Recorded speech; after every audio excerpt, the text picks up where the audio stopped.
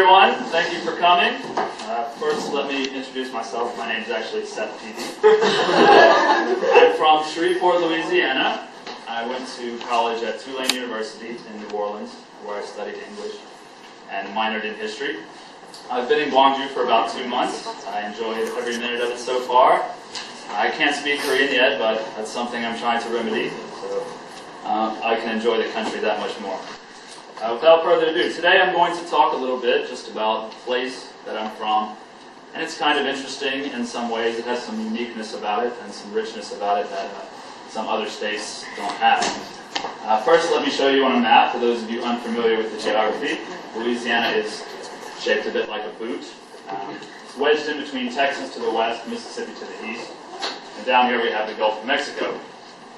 If you see this squiggly line here, this is this border of many states, but also the Mississippi River. And it's the major river of the continent. And it flows down through Louisiana and empties out here, where New Orleans is located. The history of New Orleans and Louisiana as a whole is very interesting and rich. You see here, this is Jackson Square in New Orleans. That's the St. Louis Cathedral. He claimed it in the name of this guy, Louis XIV, the so-called Sun King, the Roi de Soleil. And that's why the state is known as Louisiana. It's named after him.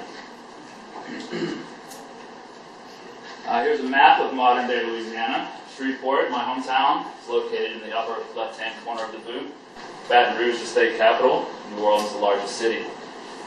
These are parishes. Louisiana has parishes, unlike the other 49 states, and that's due largely in part because of the Catholic influence in the state. There's quite a division between North and South, between this parallel. Northern Louisiana is primarily Protestant, and so the culture is quite conservative. They frown on things like music and drinking and things like that. However, in the South, it's quite Catholic and very loose lifestyle. They enjoy music, food, things of this sort, Mardi Gras. Louisiana is very unique in its cultural diversity. There's Native American influences, French influences, Spanish influences, all kinds of different cultures contributed. And many people in Louisiana still speak French, although it's dying out today. It used to be a major language in Louisiana. As you can see, the sign that welcomes you is in French at the bottom and has the... one of the most major contributions to New Orleans culture was made by freed slaves in the African American community. Things like jazz, the blues, different Mardi Gras traditions, all of this comes from the strong African roots which hold New Orleans. Most of the Africans in New Orleans can trace their roots back to Senegal. As you can see, there's still a strong Native American influence in New Orleans. This is a Mardi Gras Indian. Now, Mardi Gras Day, these African Americans will spend all year making very ornate suits in order to practice this tradition on Mardi Gras Day of Indian masking. And they go out. The Cajuns. Cajuns play very major parts in Louisiana culture, and they have a very distinct tradition, very distinct music, very distinct food, and kind of a distinct lifestyle. As you can see, a typical scene here with the Cajuns. The word Cajun comes from a mispronunciation of the word Acadian, because Cajuns came from Acadia, which is located, this is not a very good map, but up here kind of in northeastern modern-day Canada, there's Acadia. And it was passed from the French to England as a prize of war in 1710. And the Acadians continued to live under the British for about 50 years, but they always refused to swear allegiance to the British.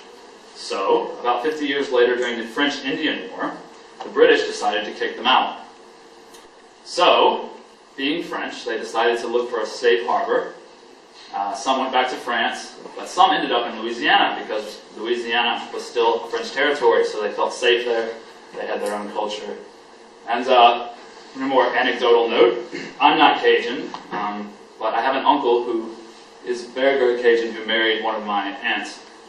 And he used to tell me a story that his father told him about a time when they lived in Acadia. And they were very fond of catching and eating lobsters. And finally, when they were forced out, they had to sail all the way around to Louisiana. Well, the lobsters were so fond of them that they followed. But by the time they got all the way to Louisiana, they were tired, and so they shrank and turned into crawfish, which we still eat to this day, and you'll see a slide of those in a moment. Anyway, this was called Le Grand Dérangement, or the Great Disturbance. And it is the reason that Cajuns exist in Louisiana. It just contributes to the mixed class culture. Yeah. Okay. This is a famous Cajun dish called Gumbo. Gumbo is the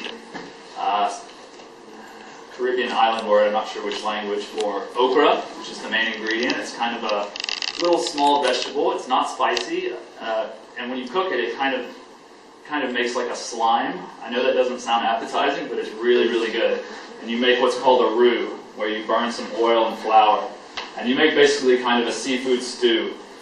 Some people put tomato sauce in it, and some people don't. It's a big kind of conflict between Louisiana people. And these are the crawfish I mentioned earlier. As you can see, they do quite resemble tiny lobsters. So you can see how some Acadian might get it in his head that they followed them all the way. Anyway, it's kind of what Louisiana people do rather than the typical American tradition of barbecuing. We have crawfish boils. We all get together and we boil them in a big pot of spice. I know they might not look that delicious, but believe me, they are the best thing in the entire world. Okay, let's talk a little bit about the slave trade. I'd be amiss if I talked about Louisiana without mentioning some of the really terrible things that took place here. Here you'll see a typical group of Louisiana slaves. Had very hard lives, were very badly mistreated. I will say this though, sometimes New Orleans gets painted as the epicenter of the slave trade. In fact, more slaves came through Boston Harbor than did New Orleans. However, due to sugar cane planters and indigo was originally the crop, and cotton, many plantation owners did import slaves, and slavery became a big part of Louisiana economy. However, I will say some silver lining to this. Because Africans were brought to Louisiana, they were able to contribute to our rich culture that we have to this day. And we're all happy that they're there. So, out of the bad, one good positive benefit. And of course, jazz. Without the African-American community, we would never have had jazz. This is a picture of New Orleans' most famous son, Louis Armstrong, who comes from New Orleans, and our airport's named after him as well. New Orleans is indisputably the birthplace of jazz music. Some people will argue otherwise, but it is. If we were in New Orleans today, I could take you to the very place where jazz music was created. It was here that the beats of different African tribes, combined with Choctaw Indian beats, and even some French and perhaps Spanish beats, to become what we know as modern-day jazz. And here's a picture of the actual place in New Orleans. It's not much to look at. This is the birth spot of Louisiana jazz. And some people say that jazz is America's most important cultural contribution to the world. Now, that's an arguable point. But suffice to say, jazz has a major impact on American culture. And this is the spot right here where it was created. And I think that's kind of cool. Alright, jazz music is very much alive and well in New Orleans to this day. And one of the traditions it can be seen in is called the jazz funeral. Typical funerals in America are very sad, somber occasions where everyone gets together and mourns a loss. But not in New Orleans, particularly when an important musician or someone who's very well respected dies, people do what's called playing him down. That's where all the jazz musicians will get together and they'll form a procession. The coffin will usually be carried behind by a carriage or by a group of people. And they will march down the street playing a very sad type of funeral dirge towards the cemetery where they will bury him. And at one point the music will swell up and they will play a very happy kind of upbeat jazz song. And I think it's kind of interesting because rather than mourning someone's loss, they really tend to celebrate someone's life, all your friends getting together, having a good time, dancing, and being very happy about what you did, and not crying so much. So here's a clip. Okay, I'm going to leave you with this since I'm out of time. This is a saying that we're fond of saying in Louisiana and New Orleans. Laissez le bon temps rouler is French for let the good times roll. And I feel like it's a very important part of our philosophy. When things are bad or when things don't work out right, you have to enjoy your life. not expect what's going to happen tomorrow to work out, and eat, drink, and be merry. So, please let the good times roll, and thank you for listening to my presentation.